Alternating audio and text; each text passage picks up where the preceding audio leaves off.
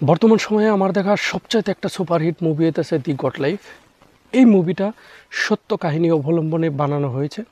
কাহিনীটা ঘটেছিল ইন্ডিয়ার কেরালা প্রদেশের একটা ছেলের বায়োগ্রাফি নিয়ে, এবং ছেলেটি নিজের সুন্দর জীবন নষ্ট করে টাকা পয়সার পিছনে লোভ করে সৌদি আরবে পাড়ি দেয়, এবং সে কোনো ধরনের ভাষা না জানা সত্ত্বেও সৌদি আরবে গিয়ে তার কি হাল হয়েছিল সেই কাহিনীটা এখানে তুলে ধরেছে।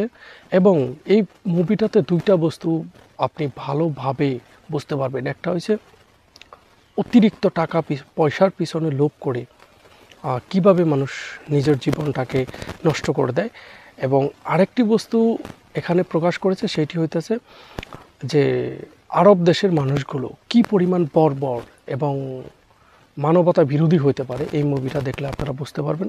কারণ যে ছেলেটি গিয়েছিল সে ছেলেটি নিজেও মুসলিম ছিল, নাম ছিল নাজিব আহমেদ, এবং তার একজন সহকর্মী ছিল, সেটাও মুসলিম ছিল, তার ভাই।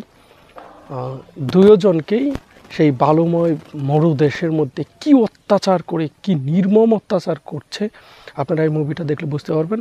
আর আপনারা ভাবতে পারেন যে এটা তো ফিল্ম, আসলে এটা ফিল্ম হ্যাঁ, কিন্তু এটা কিন্তু একটা সত্য কাহিনী, নাজিবের সাথে ঘটে যাওয়া সত্য কাহিনী অবলম্বনে এই ফিল্মটা বানানো হয়েছে। এবং সেই আরব দেশের মানুষগুলো কী পরিমাণ বর্বর অত্যাচার করছে আপনারা মুভিটা দেখলে বুঝতে পারবেন। মুভিটা ইউটিউবেও আসে, আপনারা কালেক্ট করে দেখতে পারেন। মুভিটা অনেক ভালো লাগবে আশা করি।